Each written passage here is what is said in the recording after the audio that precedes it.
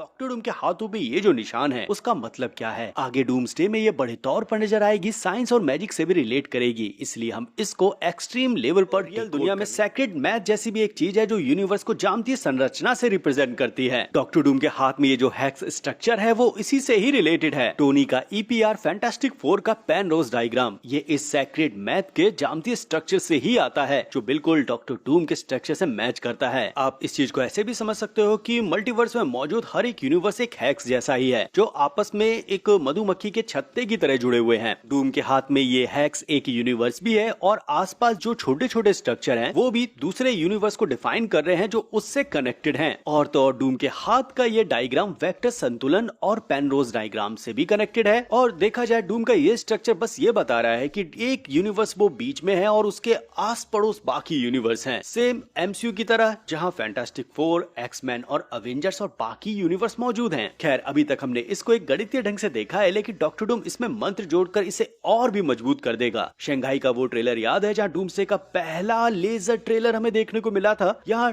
डूम ने अलग अलग यूनिवर्स को लेकर रीराइट किया और जब ये जायरोस्कोप में डॉक्टर डूम का ये मंत्र या ये स्ट्रक्चर जो घूमता है वो सेम यही है जिसकी हम बात कर रहे हैं और जो हमें ट्रेलर में देखने को मिला है। लेकिन यहाँ एक चीज साफ हो जाती है कि ह्यूमन से भी पहले doctor Doom already sacred timeline को क्रिएट कर चुका है, इसीलिए सेक्रेड टाइमलाइन में मौजूद कोई भी सुपर हीरो डॉक्टर डूम का कुछ भी नहीं बिगाड़ सकता, क्योंकि सेक्रेड टाइमलाइन में इन सब की लाइफ एक चोरी की जिंदगी है। अब एक कदम और आगे बढ़ते हैं तो मैंने कहा कि डॉक्टर डूम का ये स्ट्रक्चर मल्टीवर्स पेनरोज डायग्राम को रिप्रेजेंट करता है, साथ ही सेक्रेड गणित की प्लूटोनिक सिद्धांत को भी बता रहा है। तो डॉक्टर डूम ये सब कैसे और क्यों और कब इस ज्ञान तक पहुंचा? तो सबसे पहले हमें ये नहीं भूलना चाहिए कि डॉक्टर डूम के पास मैजिक और साइंस की अता नॉलेज है। वहीं जिस ज्यामितीय स्ट्रक्चर की हम बात कर रहे हैं वो हमने पहले भी देखा है। डॉक्टर स्ट्रेंज जब एशियंट वन से इस मैजिक को सीखता है तब एशियंट वन बताती है कि वो इन्हीं मैजिक स्पेल का यूज अपनी प्रोटेक्शन के लिए करते हैं। साथ ही जो भी संरचनाएं बनती हैं वो यंत्रम से है, मतलब एक ज्यामितीय गणित, इसके बारे में आप पढ़ सकते हो। अब इधर डूम पहले ही सॉर्सरी में भगवान बन चुका है और उसके पास कुछ ऐसे ज्यामितीय स्ट्रक्चर हैं जो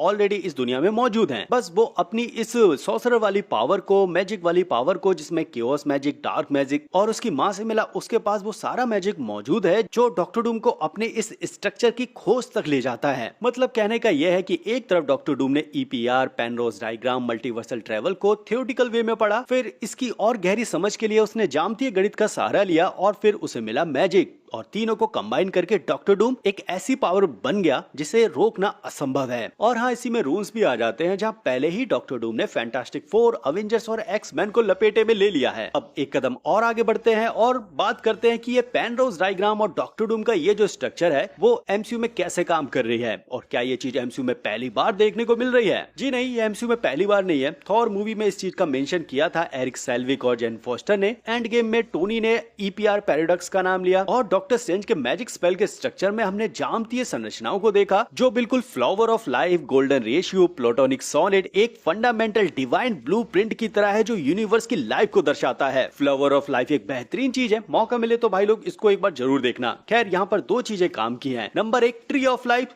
दूसरा वेक्टर संतुलन। ट्री ऑफ लाइफ के बारे में क्या बात की जाए, पहले ही जितना हमने लोकी सीरीज में देखा है कि ऑल लाइफ को पूरी तरह से इजाजत दी गई है, मतलब फ्री विल के जीने की, ये चीज वैसे ही रिप्रेजेंट होती है। हमारा मुद्दा यहाँ पर मेन है वो है वेक्टर संतुलन। और हाँ, ये जो वेक्टर संतुलन है ये डॉक्टर डूम के हाथ पे बना जो स्ट्रक्चर है इससे पूरी तरह से मेल खाता है। और आप ये भी देखो चीजें कितनी सेम मिल रही है। रियल लाइफ में इसे वेक्टर संतुलन कहते हैं और डॉक्टर डूम का भी नाम विक्टर है, तो ये कोई इत्तेफाक नहीं हो सकता, बहुत सोच समझ के काम किया गया है। फिलहाल ये स्ट्रक्चर डिफाइन करता है एक पूर्ण संतुलन को, एक मार्गदर्शक जैसा, और कई यूनिवर्स के बीच में जो मौजूद फोर्स और एनर्जी है उनके बीच में संतुलन भी लाता है और इन्हीं फोर्स और एनर्जी को समझने में मदद करता है जहां मॉडर्न क्वांटम थ्योरीज आती हैं। और हाँ, इंटरेस्टिंग चीज एक ये भी है कि इसी हेक्स के चारों ओर, उसकी चारों ओर दिशाओं में एक तरह का फोर्स बहता रहता है जो उसको सामंजस्य की लाने की घटना को बैलेंस रखता है। मतलब एक यूनिवर्स के आसपास जितना भी फोर्स मौजूद है उसको ये बैलेंस रखता है। हमने समझा कि वेक्टर संतुलन संतुलन क्या है, और अगर हम इसको एमसीयू से जोड़कर देखें तो डॉक्टर डूम का स्ट्रक्चर ये सेम काम कर रहा है। बीच में एक यूनिवर्स है, चारों ओर बाकी यूनिवर्स है जो सेम स्ट्रक्चर से जुड़े हुए हैं। साथ ही एक बहुत ही बुद्धिमत्ता या फिर फोर्स एनर्जी बोल सकते हैं जो इसे संतुलन बनाने में इसकी मदद कर रही है। अब डूम्सडे के ट्रेलर में भी हमने देखा कि फैंटास्टिक फोर के पीछे श्याम पथ पर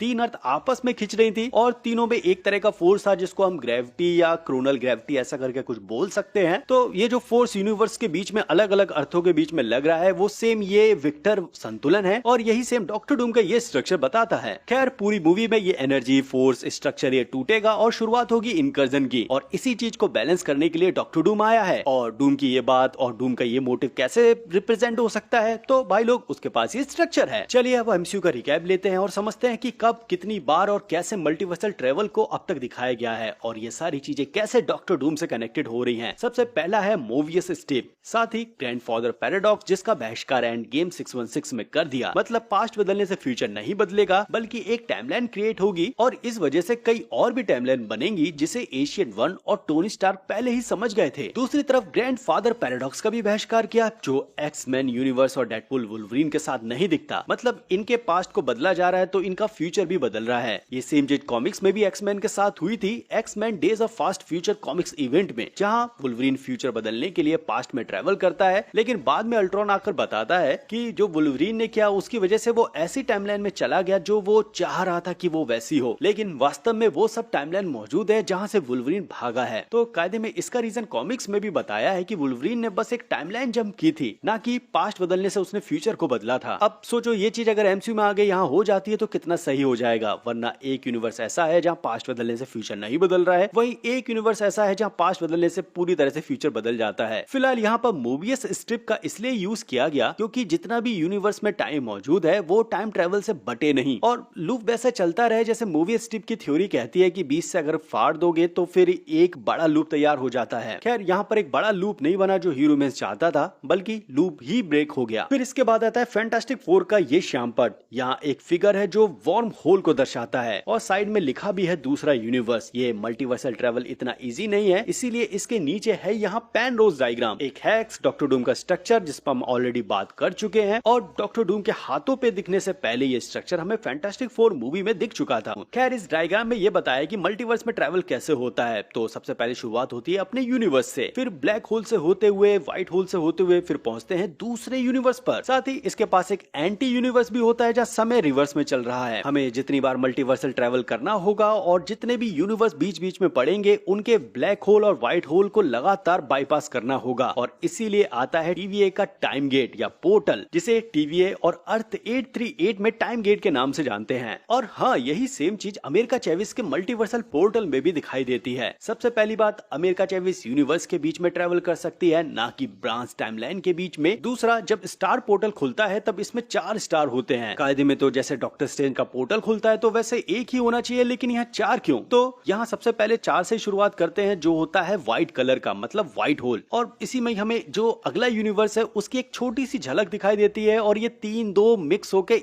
एक पूरी तरह से कंप्लीट पोर्टल बन जाता है। मतलब यहाँ पर ये स्टार पोर्टल ने ब्लैक होल और व्हाइट होल को सीधा बाईपास कर दिया। वही ये इतना तेज होता है कि ये ब्लैक होल व्हाइट होल इस पर इतना असर नहीं कर पाते। खैर यहाँ स्टार शेप इसलिए है क्योंकि इसके अंदर एक हेक्स मौजूद है। स्टार जो ऊपर के ट्रायंगल है ये बताता है कि बाकी यूनिवर्स से ये लगातार कनेक्टेड है और बीच में जो हेक्स बन रहा है व्हाइट होल ब्लैक होल, ये पेन रोज डायग्राम से रिलेटेड है। वही एमसीयू में ये हेक्स पहली बार नहीं दिख रहा है। सबसे पहले हमने देखा गार्डियंस ऑफ गैलेक्सी वॉल्यूम 2 में, जहाँ यूनिवर्सल ट्रेवल में ये पोर्टल हमें दिखा था। द मार्वल्स में भी हमने ये हेक्स पोर्टल देखा जहां मोनिका रेम्बो फंसी हुई है। मतलब इससे ऐसा समझ लो कि हेक्स स्ट्रक्चर यूनिवर्स के साथ मल्टीवर्स में हर एक पोजीशन में कनेक्टेड है और इसलिए हम इसे सैक्रेड जामते स्ट्रक्चर कह रहे हैं जो मल्टीवर्स के साथ यूनिवर्स को एक साथ रखता है। खैर अब थोड़ा सा और आगे बढ़ते हैं और हमारे पास कुछ ऐसी चीजें हैं जो डूम्सडे के एक्सपीरियंस को पूरी तरह से बदल के रख देंगी। जी हाँ, मोनिका रेम्बो जब दूसरे यूनिवर्स में जा रही होती है उससे पहले कैप्टन मार्वल से वो कहती भी है कि ये सेल प्रोपोगेटिंग सिंगुलैरिटी है। है अपने निगेटिव मास के साथ ही नॉन न्यूटेनियन टोपोलॉजी के बारे में भी बताती है। सरल शब्दों में कहने का मतलब ये है कि मोनिका रैम्बो यहाँ कह रही है कि स्पेस टाइम फैब्रिक में एक होल हो गया है और हमारे सामने दूसरी अर्थ है। ये मिशन हुआ था निक फ्यूरी के अंडर और निक फ्यूरी भी इस चीज को समझ गया होगा या इन लोगों ने बता दिया होगा कि मोनिका रैम्बो के साथ क्या हुआ है और इसी को ही तो स्पेस क्राइसिस कहा गया। अब निक फ्यूरी को एक ऐसा बंदा चाहिए जो इन सारी चीजों को भली भांति जानता हो। तो लास्ट बार निक फ्यूरी की मुलाकात हुई थी स्पाइडरमैन और मिस्टीरियो से। जी हाँ, याद है पहली मुलाकात जब स्पाइडरमैन मिस्टीरियो से मिला तब इन्होंने इंटरडायमेंशनल कन्वर्सेशन की और इनिशियल सिंगुलैरिटी की समझ और प्री हिस्टोरिकल पार्टिकल जैसी चीजों पर इन्होंने ज्ञान साझा किया। तो इसे देखकर मुझे लगता है कि स्पाइडरमैन का जो पोस्ट क्रेडिट सीन है जो लास्ट में हमने स्पाइडर को देखा, दरअसल वो निक फ्यूरी के साथ स्पेस में है और वो इसी चीज को फिक्स कर रहा है। और अगर फ्यूरी को नो वे होम का पूरा इवेंट याद हुआ कि कैसे बाकी यूनिवर्स के स्पाइडरमैन आए और ये कहानी जो भी हुई, और अगर सब भूल चुके हैं कि पीटर पार्कर ही स्पाइडरमैन है, तो मिस्टीरियो भी भूल गया होगा कि पीटर पार्कर स्पाइडरमैन है। और इस तरह भी सोचो कि मिस्टीरियो मरा नहीं है, क्या हो कि वो फ्यूरी के साथ हो और फार फ्रॉम होम का पूरा इवेंट सभी लोग भूल गए हो, तो मिस्टीरियो की वापसी हो सकती है। खैर, इस पर क्या थॉट है नीचे कमेंट बॉक्स में बताओ, हम बात करते हैं। फिर इसके बाद मार्वल का एक शो है मून गर्ल, उसमें सेक्रेट टाइमलाइन को दिखाया और यहाँ इस चीज को इंटर डायमेंशनल हाईवे बोला है। अगर आप लोग बियॉन्डर के फैन हो तो भाई साहब यहाँ इस सेक्रेट टाइमलाइन में बियॉन्डर दिखता है जो मून गर्ल को टाइमलाइन से बचाते हुए एक ऐसे प्लेनेट पर ले जाता है जिसे उसने पहले नष्ट कर दिया था। लेकिन मून गर्ल यहाँ घर जाने के लिए बियॉन्डर से कहती है कि वो अगर इस अर्थ के ब्लैक होल को यूज करे तो वो अपने अर्थ वापस पहुंच सकती है, लेकिन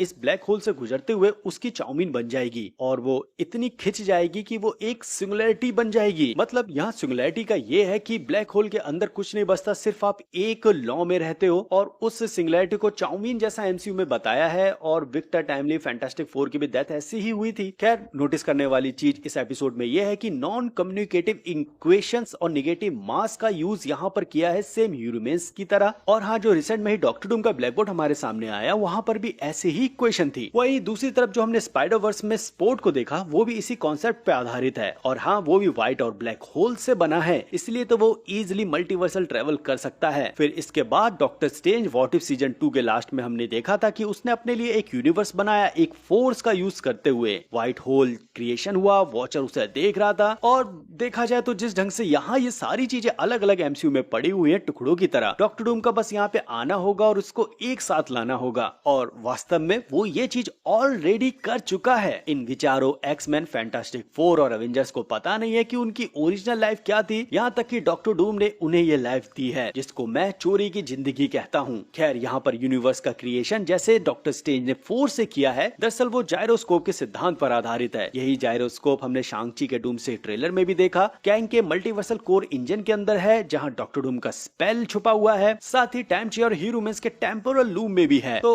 अगली बार हम जायरोस्कोप की बात करेंगे क्योंकि यहीं से एक बैटल वर्ल्ड का क्रिएशन होगा और बैटल वर्ल्ड के बाद जो सीक्रेट वॉर्स आएगी और एमसीयू का जो टाइमलाइंस रिबूट होगी, सबसे जरूरी काम यहाँ पर ये जायरोस्कोप ही होगा। खैर, अब आपसे एक रिक्वेस्ट है, यहाँ तक देखा हो तो चैनल को सब्सक्राइब करो, वरना तो मैं यार कुछ भी बना सकता हूँ, पर मेरी आदत है कुछ अच्छा देने की और इस उम्मीद में कि अपना चैनल ग्रो करे, तो प्लीज यार सब्सक्राइब करो।